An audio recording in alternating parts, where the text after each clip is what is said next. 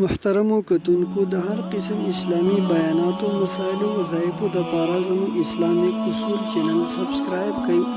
ورسره رټلې بټن ووهئ د هرې نوې ویډیو حاصلولو دپاره.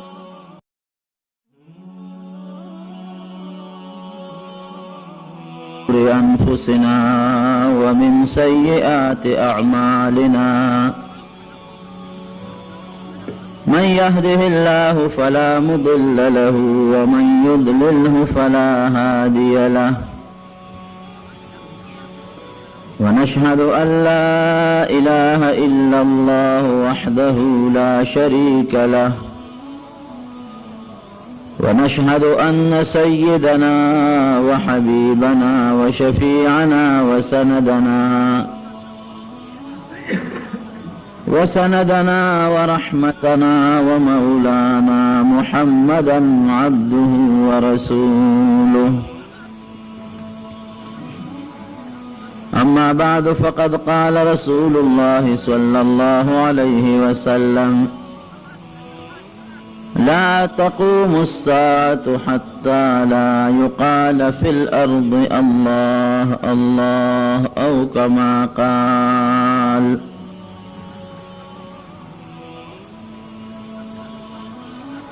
نبی کریم صلی اللہ علیہ وسلم فرمائی ترسو پورے چپدے مخدز مکدہ اللہ نم ویلی کیگی تر آغی پورے قیامت بنا رازی. اکل چی دا دے مخدز مکن دا خدای نم ختم شی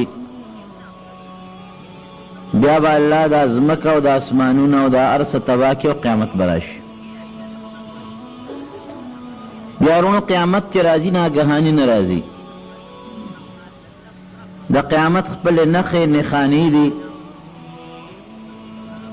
پیغمبر علیہ السلام دا غی بیان کرده دی دیر نخ دا قیامت چی کمی وڑی وڑی نخی دی نو آغا تقریبا رخکار شوی دی او کمی چی غٹ نخی دی لوی نخی دا غی انتظار دے و نبی علیہ السلام فرمائی چی اگا غٹ نخی بام موجودی گی. یو دا غی غٹو نخونا پا دے مخدز مکا دا یہودیانو دا عیسائیانو غلبہ دا. گورا پیغمبر علیہ السلام دیر مخ کے فرمائی لیلی چی پا دے مخدز مکا و دا یہودو دا عیسائیانو غلبہ راشی دا مسلمانانو حکومتونو سلطنتونو با ختم شی او خصوصا قیامت تا نزدے با پٹول دنیا بیا دا عیسائیانو حکومتی دا یہودو دا عیسائیانو مشترکہ دا طول علاقے دا زمون وطن دارنگی دا افغانستان او خراسان او ایران روم او فارس شام او لبنان او اردن فلسطین دا افریقی ملکونه چه سمر دی پدی با دا عیسائیانو دا یهودیانو شریک حکومت رازی. مسلمانان بات دومره تنگی چه یوزے که با مسلمان خپل سر نشی خکارا کولے اکا مسلمان سر خکارا کئی او دیوی چه دا مسلمانیم نو آغا تا با مضبوط سزا ورکی. زخو کوس گورم او دے حالاتو تا گورم نظر امدادا نبی علیہ السلام اغا پیشنگوئی کم چی اغا سورلس نیم سو کالا مخ کے فرمائے لیدا دا سے وقت براشی نبی علیہ السلام فرمائی کہ دا اسلام و ایمان بلاس کی نیول دمرا گرانی لکسکار پلاس کی نیول. یو سلی چی سکار پلاس کی نیسی نو دا آسان خبر ندا دا غرنگی ایمان دا ایمان ساتل او ځان ته مسلمان ویل ځان ته مومن ویل یو خو هغه مسلمان دی چې هغه هر څه سره ها کوي که کافر څه کار کوي نو تم ښه کوي او که مسلمان څه وایي نو تم ښه کوي. دغه خو بوس مسلمان دی. نبی علیہ السلام دغه مسلمان ته بوس ویلی دی وی دا بوس دی دی باندې الله پروا نه ساتي. کم چې د زړه نه هغه کلک او مضبوط مسلمان دی نو هغه مسلمان درته یادوم. نو نبی کریم صلی اللہ علیہ وسلم فرمائی چې دغه مسلمان بنی بیا او کوي نو پټ بی او کدی سرخ کارا کوي نو وی بی او تبا کوي بی. هغه مسلمان هغه بوس مسلمان چې کم د یهودیانو د عیسایانو مرګري دي فقط دغه مسلمانان په مقدس مکوي او په دغه مسلمانانو نبی علیہ السلام فرمایي خدای اس پروا نه ساتي، خدای دې هغه مسلمان نه ګرځي. دغه یهودیانو عیسایانو هغه شریک حکومت به ډیر شي، ټوله ځمکه باندې به خوار شي او د مدینې منورې خوا کې یو علاقه د خیبر ورته وایي، خو زمونږ دا خیبر دی. د مدینې منورې خوا کې خیبر تقریبا اتیا څلور نیمې شلې میله کیلومیټره لرې ده، هغې ته به د یهودیانو د عیسایانو حکومت ورسي. یو سړی به نیک سړی به اوس ګوره کوم ځای کې چې کفر مخ راوچت کړي نو الله اسلام لم بیا برې او غلبه ورکوي. مسلمانان به راغون شي چې موږ به څه چل کوو. دا خو دا کافر عیسایان او یهودیان رالل او زمونږ هغه مقدس ځمکې مدینې منورې ته او مکې مکرمې ته رالن شو، څه به کوو دې سره؟ هغې به راغون شي یو نیک سړی وایي چې هغه ته به مهدي ویلې کېږي او د هغې مهدي نوم به د پیغمبر علیه السلام د نوم په شانتې وي، محمد به نوم وي، د پلار نوم به عبدالله وي او د مور نوم به آمنی. کوم چې د نبی علیه السلام نوم و دا پیغمبر علیه السلام فرمایي د مهدي نوم به زما د نوم په شاني، د پلار نوم به زما د پلار په شانتي، د مور نوم به زما د مور په شانتي وي. او فرمایي نبی علیه السلام چې د هغه شکل به هم تقریبا زما برابري او د هغه خوی به هم زما په شانتي. دا یو نیک سړی به یو بزرگ انسان به یو ولی الله انسان به مدینه منوره کې به خلق به داسې تو میں شروع کی چې می گویا چیرې دا سړی ښه سړی دی او دې بادشاه کول پکار دی، دې به د هغه ځای نه راوتښتي مکې مکرمې ته به راشي. دې دپاره به راوتښتي چې هسې نه دا خلک ما خپل بادشاه مقرر نه کړي، یریږي به د بادشاه د بوج نه. خو نبی علیہ السلام فرمایي چې د ده نه مخکې به ډېر خلک چې هغې به د دروغې د مهدي دعوه کوي او د مهدي نښه نبی کریم صلی الله علیه وسلم چې کومه خولې ده نه هغه درته ښیم. دې چې راشي کله مکې مکرمې ته دې به طواف کوي او د شام او د یو ځای بل ځای نیکان ابدال چې کوم نیکان خلک دي هغې به هم راغلي بیت الله طواف له په دې سوچ کې به دا نیکان چې ځان له یو مشر جوړول پکار دي، یو بزرگ او یو نیک انسان ځان له بادشاه مقررول پکار دي، په دې فکر او سوچ کې به ناګانه هم دې مهدي باندې به د هغې نظر ولګي. خلک به هم د ده صفت ورته وکړي چې دا ډېر ښه سړی دی، د مدینې منورې نه راغلی د مکې مکرمې ته حج کوي، هغې به په زور راونیسي. پیغمبر علیه السلام فرمایي د حجر اسود او د مقام ابراهیم په دې منځ کې به یې راونیسي، په زور به یې راونیسي، دی به انکار کوي، هغې به وایي موږ دې نه پرېږدو، ستا نه بغیر بل سړی موږ مشر نه منو، لاس به وله ورکړي او بیعت به ورسره وکړي او دقه ځای کې به هغې خلیفه کړي. اوس پیغمبر علیه السلام د رښتونې مهدي درې نښې ښولې دي. ګوره نبي علیه السلام چې څه وایي قربان شم ته نو هغه رښتیا وي، هغه دروغ نه. بیا چې کم وخت کې خلک بادشاه مقرروي دا به د رمضان د روژې میاشتې یو نښه خو. دویمه نښه ده چې په دغه روژه کې به سپوږمۍ تندر نیسي، په دغه روژه کې. درېیمه نښه دا ده چې په دغه روژه کې به په 15مه ورځ د روژې نور هم تندر نیسي، سپوږمۍ به هم تندر نیسي د شپې او نور به هم په 15مه روژه تندر نیسي. د دویمه نښه شوه.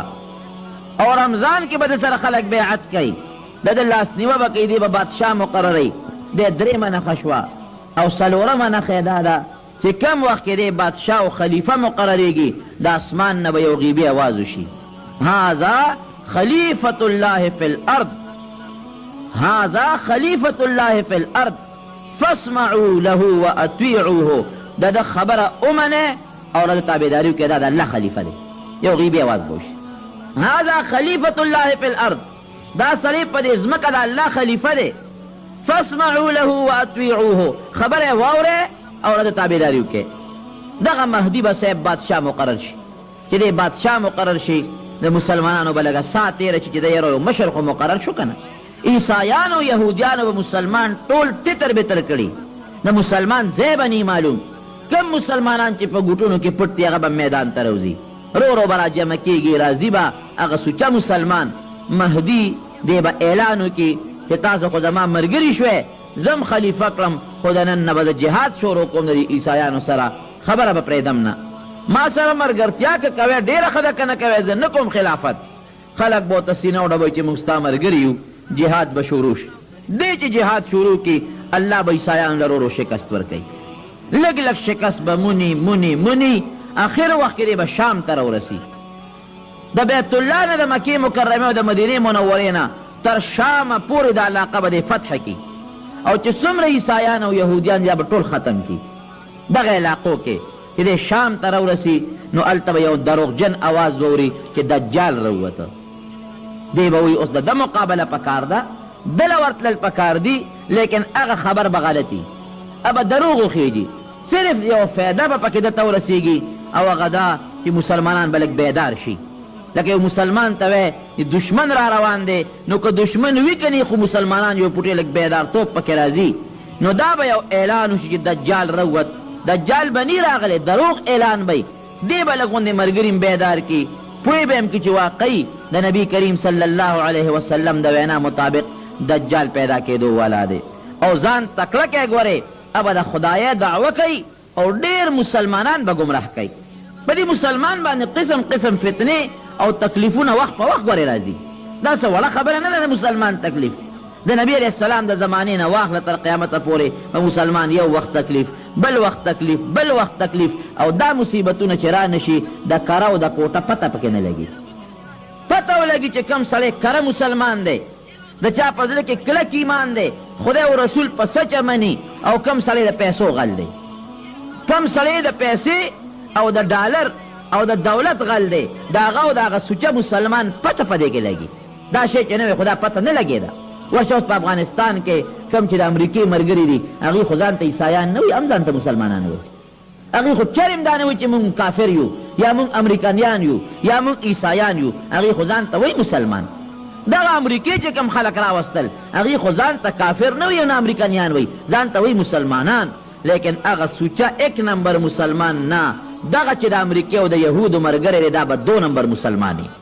دا به غیرتي مسلمان چرم نی دا به بغیرته مسلمانی الله دې د مکې مکرمې او د مدینې منورې د اسلام ملګري کي خدای دې د امریکې او د یهودو د اسلام نه وساتي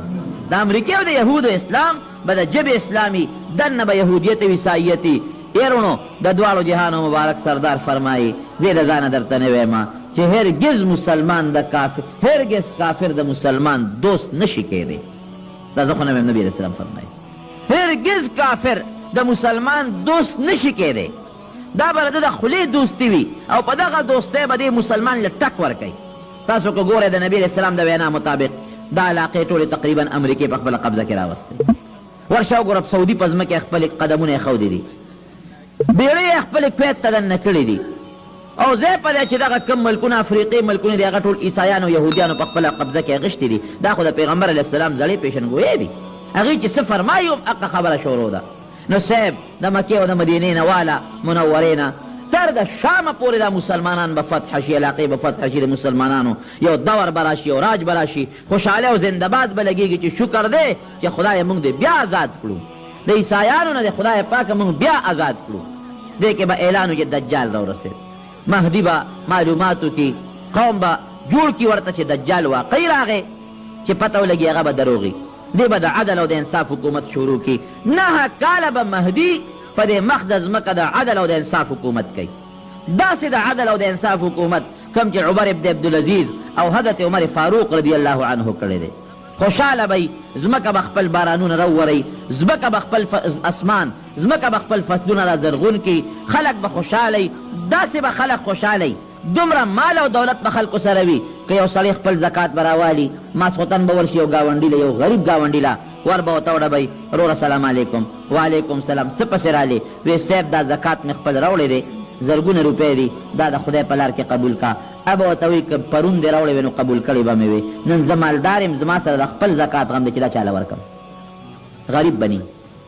دا د نبي علیه السلام وینا سهار به ورشي بل سړي پسې صاحب دا زکات مې راوړی دی او ته راته په دې ګاونډ کې پوټې لږ کمزور ښکارې تا سره امداد کوم ها دا زکات والا او وروره که بېګا دې راوړی وې نو شاید چې در نه به مې قبول کړی وې د شپې ماله خدای دومره مال راوستی دی چې ما سره د خپل زکات غم دی چې دا چاله ورکړم داسې به خلک نیکان وی داسې به خلک زکاتونه او مالونه به ډېر شي فصل به را زرغون شي او صاحب باغونه به میوې ونیسي خلک به سرکې او خوشحاله وی ولې ځکه د عدل او د انصاف د قرآن او د سنت د پیغمبر علیه السلام نظام به په دې مقدس مکه نافظي جناب دا مهدي به لګي خپل کار به کوي دې کې به واقعي په حقیقت کې دجال راشي دجال به را پیدا شي نبی علیه السلام فرمایي 40 ورځې به دجال په دې مقدس مکه ګرځي 40 دن 40 ورځې کې به هغه د مشرق نه مغربه پورې جنوب نه شماله پورې په دې علاقه چکر ولګوي او دا 40 ورځې به یې څنګه وي لومبۍ ورځ به یې دومره اوږدی لکه د یو کال برابر دویمه ورځ به یې دومره اوږدی لکه د میاشت برابر دریمه ورځ به یې دومره اوږدی لکه د یوې هفتې برابر لاندې که ځای نه نو تاسو بره ملګري وخیږئ بره چت باندې درې مرې اچولې شوي دي لږ یو پوټې موږ دا پلسترې شروع کړي دي نو هغې ته دا څیزونه میزونه یې تړلي دي نو دا یو جمعه دوه به انشاءالله موږ ملګري ګزاره کوو بره درې مرې اچولې شوي دي یو پوټې ګزاره وکړئ ملګري بره ملګري کښېنئ الله دې دله اجر درکړي لومبۍ ورځ به دومره اوږدی لکه د یو کال دویمه ورځ به دومره اوږدی لکه د یو میاشت دریمه ورځ به دومره اوږدی لکه د یوې هفتې او باقي ورځې به یې داسې وي لکه عامر ورځې دې کې به صاحب دې چکر ولګئ په دې ټوله ځمکه او دې به د خدایۍ دعوه به ده کړي دې به وایي زه خدای یم دې به دا نه وایي چې د خدای بنده یم زه خدای یم او ورسره به سي نبي علیه السلام فرمایي مال او دولت باغونه به او چې دې کله راشي یو قوم ته به ورشي ما ومنئ چې زه خدای یم هغې به وایي نه ته خو زمونږ خدای نه وی ښه نه وی یو باران ته به وایي چې په دوی قوم ونشئ ځمکې ته به وایي چې فصلونه وچکئ فورا به فصل وچ شي باران به بند شي چینو کې خوړونو کې اوبه به بندې شي دی به ترې روان شي هغه قوم سره چې کم مال دی پیغمبر علیه السلام فرمایي هغه مال به ده پسې روان شي داسې به ورپسې ځي لکه د شاتو دا مچۍ چې د شاتو هغه بابا پسې ځي د شاتو چې کم مشر دی او کم بادشاه دی هغه پسې چې څنګه د شاتو دا مچۍ چکر لګوي دقسې دا مالونه به ورپسې روان شي خلک به دقسې پاتې شي د لوږې تندې به دا خلک مړه شي اوس یو ابتلا د امتحان دی واپس به په هغې قوم راشي څنګه چل دی ما خدای منې څنګه مال دولت مې درله ختم که غریبانان مې کړی که نه مال دولت خو چې څوک ورکوي هغه خدای وي که نه هغوی به ورته وي او موږ در باندې ایمان راوړو زموږ خدای یې واپس موږ له دولت او مال راکه باران ته به حکم وکړي چې شروع شو باران به شروع شي چینو ته به حکم وکړي را زرغونې به شي کویانو کې اوبه به پیدا شي بیا به مال ډېر شي تر دې حده پورې پیغمبر علیه السلام فرمایي چې په دې ځمکه کې دننه څومره سره زر او سپین زر او د ځمکې دا معدنیات او دا څیزونه دي دا به ټول د دجال تابع وي دا به ورپسې رواني یو قوم له به ورشي ما د خدای منې هغې به ورته وي نه مونږ خو تا خدای نه منو وی ګوره که زه یو نښه درته ښکاره کړم بیا به ما خدای ومنې هغې ورته وي څه نښه به ښکاره کړې وی ستاسو پلاران او نیکونه چې کوم چې دا د الله جمدي کوم وبه منې دی به یاره که دا کار دی خو مونږ تا بیا خدای منو زمونږ پلاران او نیکونه چې کوم مړه دي کار دې را جمدي کړ خو خدای دې منو وی کوم ځای ښخ دي راځئ مقبرې له به لاړ شي پیغمبر علیه السلام فرمایي ځمکه به وشلېږي او شیطانان به د هغوی په شکل راوځي د ځمکې نه ای به شیطانان خو د هغې د پلارانو او د نیکونو په شکل د ځمکې نه راوځي دوی او دا خو مې هغه پلار دی دا خو مې هغه رور دی دا خو مې هغه نیکه دی فورا په دجال باندې ایمان به راوړي جناب دې نښو نښانو ته څوک ټینګېدی شي ګران کارم نه دی هغه سړی به ټینګېږي چې کوم سوچه مسلمان دی پیغمبر علیه السلام فرمایي دا ګورې خدای نه دی پوه شی ولې ځکه دی به په ښی سترګه ړوند دي او خدای ړوند نه دی الله کې عیب نشته او د ښی سترګه به ړندی او داسې به ړندی لکه شین انګور چې بار روتي دغسې د سترګو دا ګاټې به بار روځي خلکو له به ترې کرکه ورځي او چې کوم سوچه مسلمان دی هغه به یې پېژني بل سړی به نه پېژني په دې تندي د پاسه به یې لیکلي کافرې کافر دا به یې ورته لیکلي کافرې کافر دا به په دې تندي د پاسه ورته لیکلي خو یاره چې کم سوچه مسلمان دی هغه به پېژني او چې کم کافر دی هغه ته به دا خط نه ښکارېږي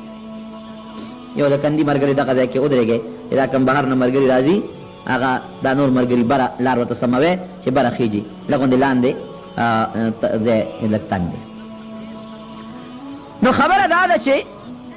نبی علیه السلام فرمایي په دې تندي د پاسه به یې ورته لیکلي کافر مسلمان خو به پېژني چې دا کافر دی داسې نښې نښانې به په یو قوم به ورشي دا هغې قوم باندې به آفت راغلي د هغوی څاروي به مړه شوي دی به ورشي ولې خفه یې چې په موږ باندې آفت راغلی زموږ څاروي مړه دي ټول که زه درله هغه خپل څاروي واپس را جمدي کړم ما به خدای ومنې هغې ویل بلکل دې منو دی به وله هغه ټول څومره څاروي ټول به ورته را جمدي کړي هغې به په ایمان راوړي چې واقعي خدای خو همتې لکه موږ له هغه خپل څاروي را زرغون کړل کم قوم چې په ایمان راوړي د هغې قوم څاروي چې د شپې کور ته راځي ګورې د غولانځې به یې ډکې وي تشي به یې پړسېدلې وي او ښه مضبوط څاربه به کم قوم چې په انکار وکړي او دی نه مني چې ته خو خدای نه ته کافر یې د هغې څاروي به ټپي غولانځو کې پی به یې او د لوږې به مړي او په علاقه کې به هېڅ قسمه ګیا ني دقه لیکن پیغمبر علیه السلام فرمایي داسې به هم وي چې کم قوم په ایمان راوړي باغونه به ورکي کم قوم چې په ایمان نه راوړي هغې له به اور ورکوي په اور به یې سوځوي خو نبي علیه السلام فرمایي چې د دجال دا کم جنت دی نو ظاهر کې تا ته جنت ښکاري خو په حقیقت کې اور دی ګورې او چې کم د اور دی دا ته اور ښکاري خو دا په حقیقت کې جنت دی ګورې دی چې کم جنت درکړي دا د خدای عذاب دی چې دله کم اور درکړي نو ظاهر کې خدای اور ته وغورځوي خو دا جنت دی الله به درته خوشحالي درکړي ټینګ شه ورته جناب دا دجال به په دې مخ د ځمکه ګرځي دا کم ځای دی او کم ځای پیدا شوی دی نو دی کې خو به هر صورت پوره تحقیقي او یقیني خبره نشته خو د نبی کریم صلی الله علیه وسلم په زمانه کې یو هلک ابن السیاد په مدینه منوره کې اوسېده هغې نه معلومیږي دا چې دغه ابن السیاد دجال و ځکه پیغمبر علیه السلام هغه ابن السیاد سره څو ځله ورغلی دا یهودي ښځه و یهودي سړی و د هغه بچی و او یو باغ په مدینه منوره کې هغې کې اوسېدل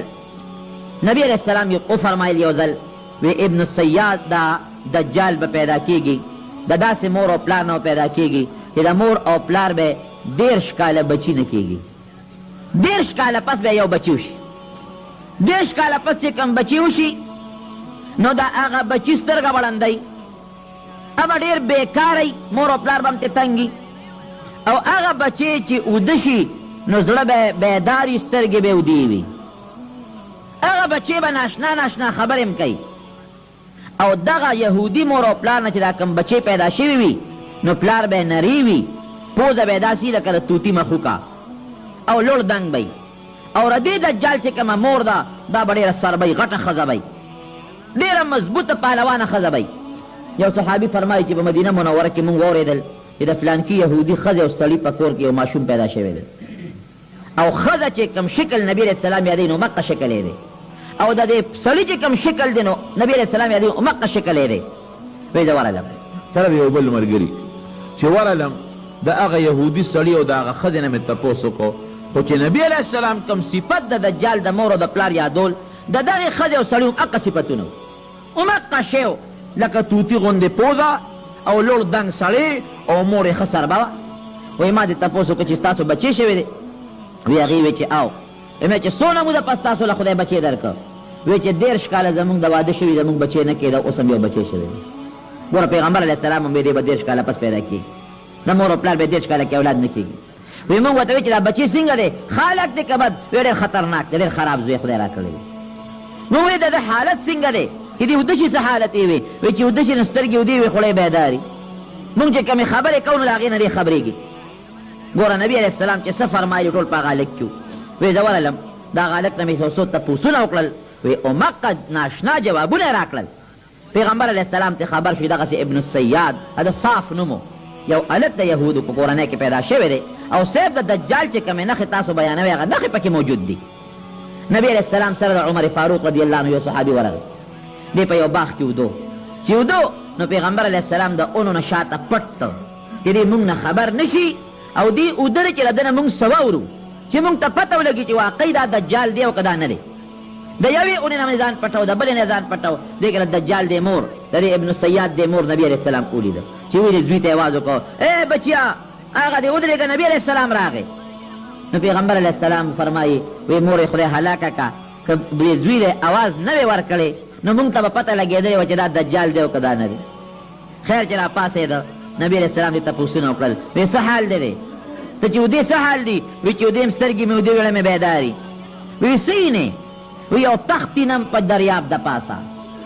ولاړ دلته یم او د دریاب د پاسه یو تخت راته ښکارېږي پیغمبر علیه السلام وفرمایله شیطانانو تخت دی چې د ته ښکارېږي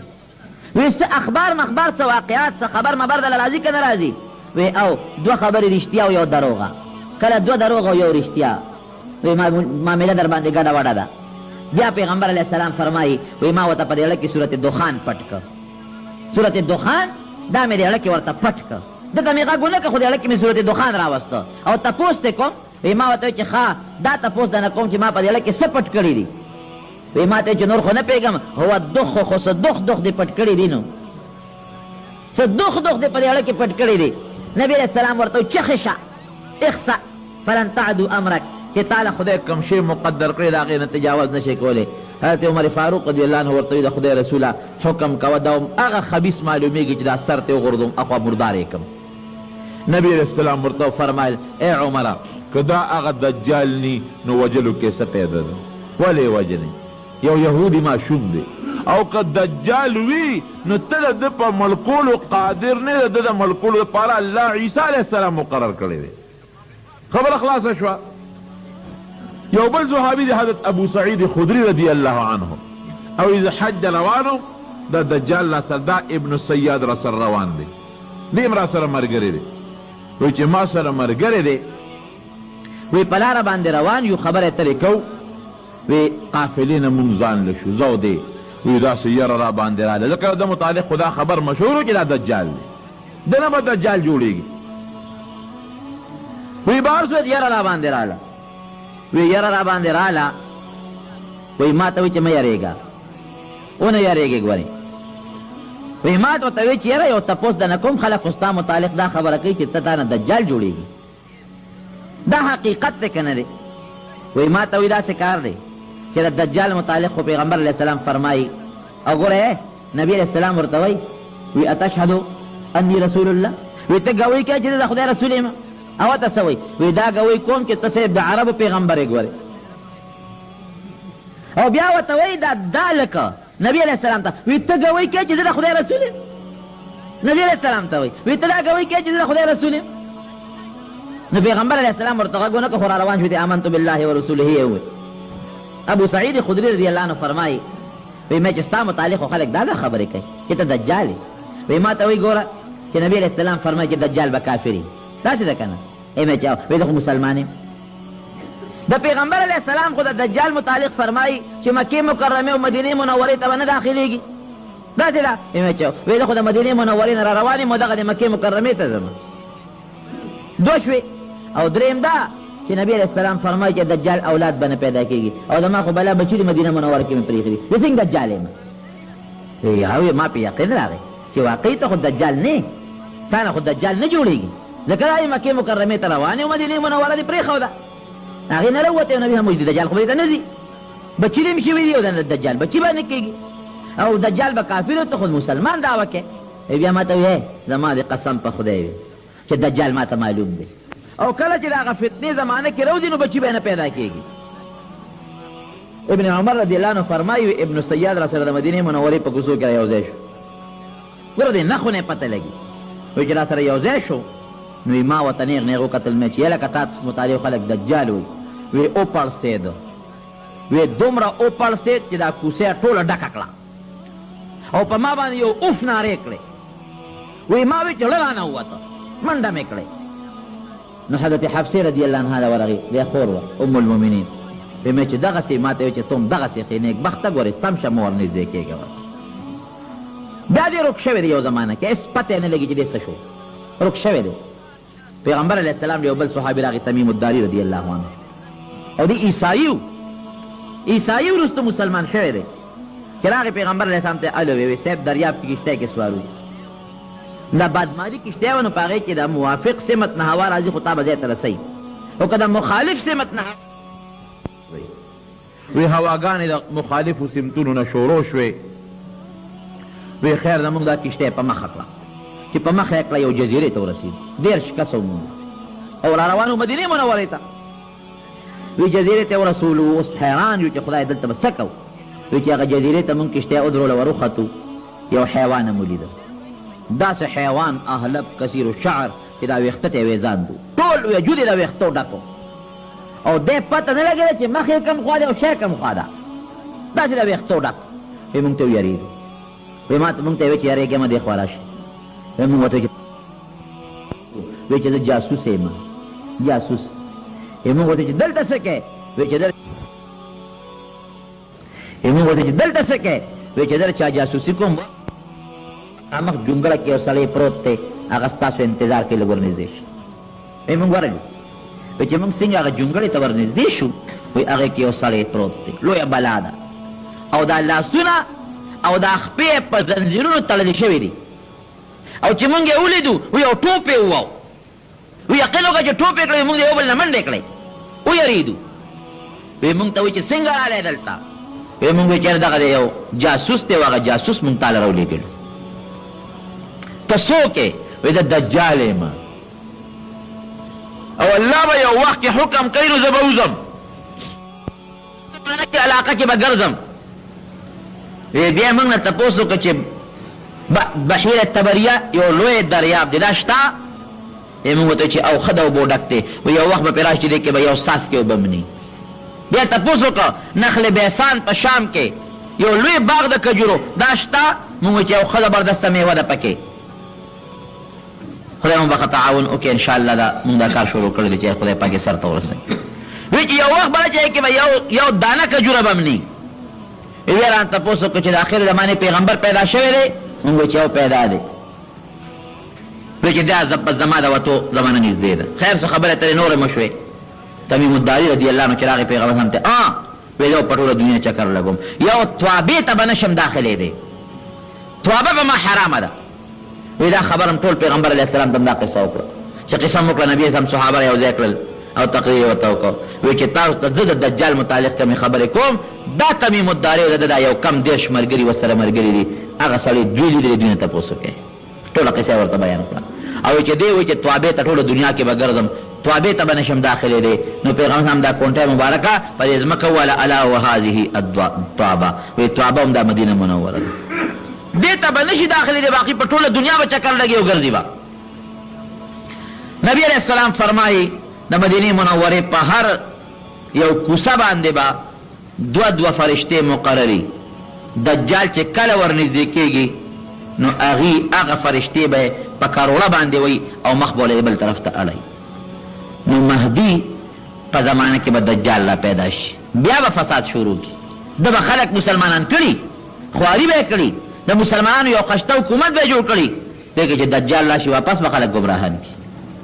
دی به م حیران چې خدای پاکه زه اوس څه وکړم کم خلک چې مې مسلمانان کړل جهاد مې پې وکړه علاقې مې په فتح کړې خدای خورانه بیا دجال په بل طرف واړو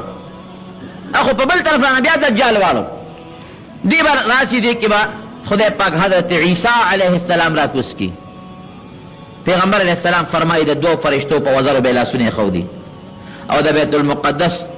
د دوو منارو په خوا کې به دې را کوز شي او دا سر به یې د اوبو نه لوندي چې سر ښکته کي ساس کې به تې بیږي لکه د ملغلرو غوندې او چې سر اوچت کي نو خشته خشته مرجان او ملغلرو غوندې د دې اوبو دا ساس کې به تې ځوړندېږي دی به را کوز شي دله به خدای پاک داسې طاقت ورکړي جناب د ده د پوزې دا سا چې وځي که نه دا چې کم کافر باندې لګي هغه به مردارېږي او سا به یې څونه وځي دا زمونږ سا خو چې وباسو یو لیشت هم نه که نه د ده سا به دومره ځای ته خورېږي لکه له ده نظر چې کوم ځای پورې لګي اوس الله تعالی خو د مسلمان بل طرف ته امداد کوي عیسی علیه السلام به را کوز شي چې را کوز شي نو مهدی به ورته مسله پرېږدي چې را مخکې شه ابه وایي نه ګوره د پیغمبر اسلام برکت تاسو ګوره ابه وایي نه دا امام مهدي ستاسو نه دی او امامتي به هم دې کوي زه به ستاسو امام پسې مونځ کوم ستاسو قرآن باندې به فیصلې کوم خنزیر به حلال کړي عیسایان خو خنزیر داسې ګوري لکه مونږ چې ګټ ته ګورو او صلیب د هغوی عبادت کوي وی په دې عیسی علیه السلام مونږ وجلی دی حالانکه عیسی علیه السلام خدای اسمان ته خېجوي صلیب به مات کړي او د عدل و انصاف حکومت به عیسی علیه السلام شروع کړي دجال پسې به وګرځي مهدي ته وایي لښکر دې را جمع کړه چې ده پسې ورشو دی به ګوري را پیدا کوي به یو ځای کې به یې رالاندې کړي چې رالاندې کړي عیسی علیه السلام به پرې حمله وکړي به د خپله نیزه به یې ووایي او مردار به یې کړي خلکو ته به یې وښیي تاسو وګورئ چې کوم سړي ځان ته خدای وایي دا د هغه حشر هغه له به خدای عجیبه طاقت ورکړي د مدینې منورې نه یو سړی به راشي دجال ته مخامخ به شي دی به ورته وایي ته ما باندې ایمان لري چې زه خدای یم هغه ته دا شهادت کوم چې ته دجال کاذب یې. ګوره سم شه ګنې وجنم دی. وی زه ګوی کوم چې ته دجال او کاذب یې، خدای نه. دی به خلکو ته وایي چې ښه که دې مې اوس مړ کړ تاسو به ومنئ چې زه خدای یم. هغې موږ ته مخکې نه منلې چې خدای یې. عرب والا په دې سر کېږي او په دې منځ به ارکي، نیم به یو خوا غورځوي نیم به بل خوا غورځوي، دې منځ کې داسې مزل وکړي. ما مې کړ هغې وایي او وی کوس یې واپس را جمدې کړم او به منئ چې زه خدای یم. وی چې موږ ته مخکې منلې چې خدای یې، واپس به را جمدې کړي. نبی علیہ السلام فرمایي نیغ به ورته ودرېږي، داسې به پړقېږي لکه دا میاشتې غوندې به دا مخ پړقېږي. بیا به ورته وایي وی څنګه چل دی، ما منې چې زه خدای یم؟ وی نه، اوس مې د باندې ښه یقین راغی چې ته هم هغه دجال کافر یې. وی بیا دې وجنم؟ وی نه مې شي وجلی. نو پیغمبر علیه السلام فرمایي چې یو کس دی یو ځل مړ کړي دوباره به بیا د هغه په مرګ قدرت نه راځي. دی به یې وجني اوچتی به، لیکن د هغه په مرګ باندې به د هېڅ قدرت پیدا نه شي، رسوا به شي دغه ځای کې. نو عیسی علیه السلام به لګي چې دجال به مړ کړي. چې دجال مړ کړي عیسی علیه السلام په دې مخ د ځمکه حکومت شروع کړي او داسې د عدل انصاف حکومت به شروع شي چې نبی علیه السلام فرمایي وی یو انار به دومره غټي، یو انار چې په سوونو خلک به هغه خوري خلاصېږي به نه، او د یو انار پوستکې به دومره غټي چې لویه ډله به ترې لاندې ناستي او هغې له به سورې ورکوي. یو چیلی به د یو قوم دپاره د پیو کافي وي، یو غوا به د یو قبیلې دپاره د پیو کافي وي، یو اوښه به د یو کلي دپاره د پیو کافي وي. داسې به دا اسمان دا اوبه راوورئ، زرغونتیا به وشي، میوې به زیاتې شي، ځمکه به زرغونتیا زرغونه کړي، مسلمان به ډېر زیات خوشحاله وي او ډېر د عدل و انصاف حکومت به بیا شروع شي. دې کې به الله ذوالجلال عیسی علیه السلام ته حکم وکړي چې داسې کار دی اوس چې دا خپل مرګري دی کوه تور ته بوځه، یو مخلوق یو قسم دی هغه را خوروم چې هغې سره د جنگ د هېچ چا طاقت نشته. دی کوه تور ته بوځه. عیسی علیه السلام به دا مسلمانان بوځي او کوه تور کې به دیره کړي. چې کوه تور کې دیره کړي نو خدای پاک به یأجوج او مأجوج را خواره کړي، دا یو ځای کې بند دي. او سکندر ذوالقرنین هغه ورته یو بند والی دی. نبی علیه السلام فرمایي دوی لګیا دي هغه بند کنې باسي، هغې کې چې دوی داسې وړه غوندې سوړه پیدا کړي وی یاره بس لږ کارم پکې وکړه او سار له به یې که خیر یې که نه و. نو چې سار له راځي نو بیا ورته خدای هغه بند کړي. نو چې کله د دې د ماتوالي ورځ را نږدې شي نو چې دوی کله هغې کنستل شروع کړي او لږ پاتې شي نو دوی به ده ووایي چې انشاءالله سار له به یې که نه و، انشاءالله به ووایي. نو هغه سوړه به خدای بنده نه کړي، نو چې سار راشي نو به یې که نه وي، دوی به راخطا شي او دوی به داسې وکهم من کل حدب ینسلون، هر لوی ډېران او په منډه رواني. دوی چې کله راشي په دغه یو دریاب د لوی بحیرې ته وري په هغې به راشي. نو چې په هغې راشي نو هغې کې هغه لومبي خلک به ترې اوبه وڅکي، تږي به نو چې اوبه هغه لومبي خلک وڅکي نو دوی دریاب سیند نو چې هغه اخري خلک پرې راځي نو اوبه به پکې نه وي. نو هغې به هغه نورو ملګرو ته چې هلکه دلته چېرته اوبه تېرې شوې دي ښه ځای لوند دی، دومره به دنیا وي. هغې به صاحب شروع کړي د دنیا په دې مخلوق. دنیا کې خو به نور څوک نه د عیسی علیه السلام چې کوم مسلمانان دي هغه به هغه پټ کړي، باقي به کافر هغه خو به مړه شي. نو بیا به وایي چې یاره د دنیا هغه د ځمکې والا خلک هم تباه کړل، دا غوا او میخې او ځنګلي حیوانات هر څه به وخوري، ختم به یې کړي. راځئ چې اسمان والا خدای سره جنګ شروع نو غشي به بر اسمان ته ولي، نو خدای پاک به یې والا د وینې سره را واپس کوي، تک سره. نو دې به وایي چې هغه اسمان والا فرشتې مونږ مړې کړې. دی چې ګردو که په دې ګوټ موټ کې څوک پاتې شي دغه وخت یو په کوه تور کې به مسلمانانو بیا ګورې تکلیف راشي. د مسلمان ژوند د تکلیف دی، داسې تکلیف به راشي چې نبی علیه السلام فرمایي د سلو اشرفو نه به هغوی له یو د هغوی سر بهتري. سل اشرفی به ورکوي خو د هغوی یو سر به پیلي خو څوک بیا نه ورکوي وله وي به نه، دومره به تکلیف کې وي. عیسی علیه السلام به خدای ته زاري شروع کړي چې خدای دا پسه مصیبت په بل لانجه واوړېد، خدای دا قوم هلاک کړي. نو خدای پاک به د هغوی په دې اولو په دې ترخونو کې دانې راوخېږي، ټول به داسې مړه شي لکه یو سړی چې یو ځل به ټول مړه شي. چې مړه شي عیسی علیه السلام ته به خدای وایي چې دشمن دې هلاک شو راځه اوس. عیسی علیه السلام سره د ملګرو چې بار ته راوځي نو ټوله ځمکه به یو لیش ځای به داسې نه چې هغه د یاجوج او ماجوج نه خالي نه، هر ځای به ډکي او بوی به ځي. خدای دې نه به اوس مونږ دې ځمکه کې اوسېږو څنګه؟ الله به یو قسم مارغان را پیدا کړي، هغوی به یې په خوله کې نیسي او دریاب ته به یې غورځوي، دې لوی دریاب ته. بیا به خدای باران وکړي، باران سره به خدای را ځمکه پاکه کړي، د هغې د هغه غشو لیندو باندې به مسلمانان اور بلوي. بیا به د عدل و انصاف حکومت شروع شي جناب. د عدل و انصاف حکومت چې کله بیا شروع شو د هغې نه پس به بیا ورو مسلمانان کمیږي، بیا به کافر زیاتېږي، مسلمان به ورو کم شي. داسې وخت به راشي جناب چې په مخ د ځمکه به یو کلمې والا سړی هم نه، هېڅوک کلمه ګو به نه په مخ د ځمکه، د خدای نوم به بالکل ختم شي، او داسې جون به یو بل سره تیری لکه د دریاب دا خره او خرې چې یو بل سره څنګه جون تیری د ځنګل، او د ځمکې دا سپی او سپي یو بل سره کوم جون تیری دقه جون به تیری. هېڅ قسمه کلمه د خدای نوم د هغې نام و نشان بني ختم. او چې کوم مسلمانان دي نبی علیہ السلام فرمایي یو هوا به خدای راوالوځي، هغه هوا چې کوم مسلمان باندې لګي بس دی به مري، هغه له به خدای مرګ ورکړي، ټوله دنیا به د کافرونو ډکه شي، بیا به مال خدای راخور کړي. دغه وخت به الله د انور د مغرب نه مشرق طرف ته راوخېږي، نور به رواني مشرق ته مغرب طرف ته به کوزېږي، الله ذوالجلال به ورته واپس شه ارجعي من حیث طلعتِ، چې کوم طرف نه راغلی وم په هغې طرف واپس شه، نور به لږ غوندې واپس شي، بیا به ورته الله وي واپس ځه. دغه توبې د بندېدو دروازه ده، بعض د هغې نه پس د هېچا توبه به نه قبلېږي. اوس د توبې دور دی رونو، توبې الله ته وباسئ او خدای ته زاري و فریاد وکړئ. بعض بیا به معلوم ډېر شي، خو ټول به کفر وي، د خدای نوم باندې څوک پېژني نه، الله به نه پېژني. نبی علیہ السلام فرمایي که نه لا تقوم الساعه حتی لا یقال فی الارض الله الله، تر هغې پورې به قیامت نه راځي تر څو پورې چې په دې مخ د ځمکه د الله نوم اخېستلی کېږي. د خدای نوم چې اخېستل بند شو فوري به قیامت بیا راځي. خیر خلک به لګیږي، څوک به دوکاندار وي هغه به کپړه خوره کړي په ګاک پې خرڅوي، ګاک به ناست وي د هغه نه کپړه بالي، څوک به لګي خپل حوض به جوړوي، څوک به لګي خپلو څاروو له به ګیاګانې ریبي، څوک به لګی نوری به رالي د خپلې خولې ته به یې اچوي. د جمعې ورځ به او د محرم د عاشورې لسمه ورځ به د عاشورې لسمه د جمعې ورځ او د سار د مانځه نه پس د نور ختو نه مخکې دغه ټیم کې به اسرافیل علیه السلام شپېلی ووایي، چې شپېلی ووایي دې شپېلی سره به د ټولو خلکو نه ساګانې والوځي، ختم به شي. هغه انسان چې نوړۍ یې خولې ته اوچته کړې ده خولې ته به یې ونه رسي او سا به ترې وخېږي. هغه انسان چې کپړی ګاک ته خوره کړې ده را او به یې نن غاړې او سا به ترې وځي.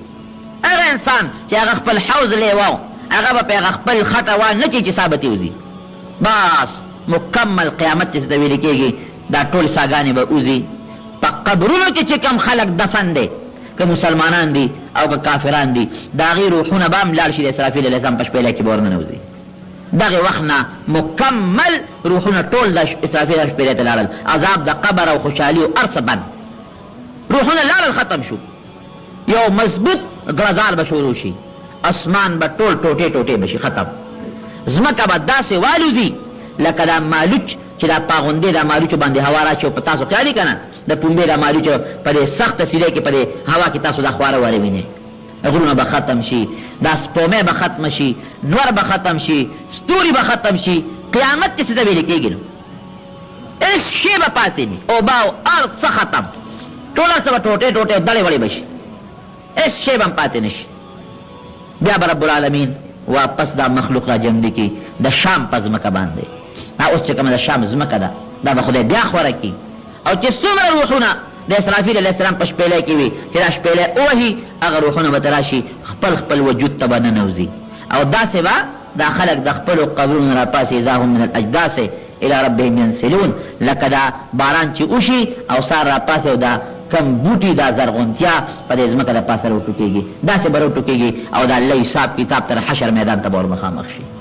بیا به د سره خدای پاک د دنیا د دې عمل، د دنیا د دې قول و فعل،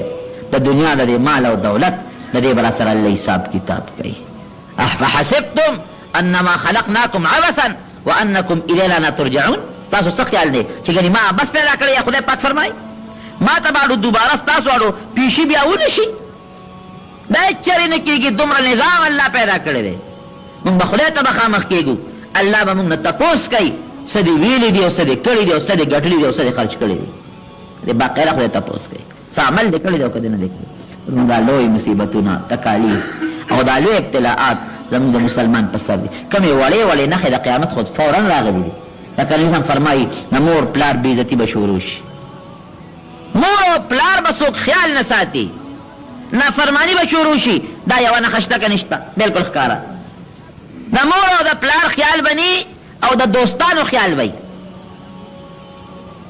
د دوستانو تعلقات بوی، د مور او پلار بنی. نره جامع بخزی واغوندی،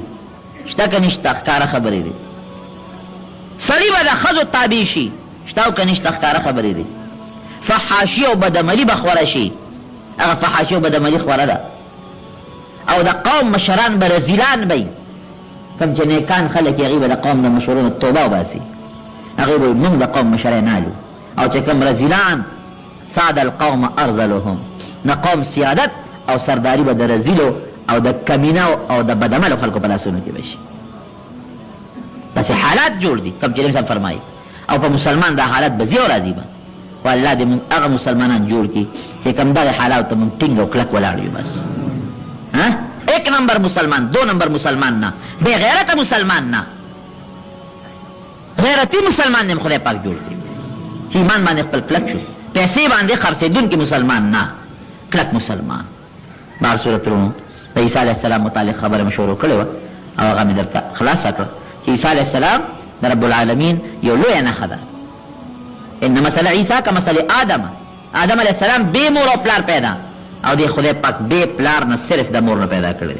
یو عظیمه نښه په پیغمبرانو کې لوی نشان. او بیا دا عیسی علیه السلام چې وفات شي، د نبي علیه السلام سره چې کومه کوټه مبارکه ده د یو قبر دی خالی دی، هغې کې به دفن کېږي. هم د نبي علیه السلام په شریعت باندې به خپل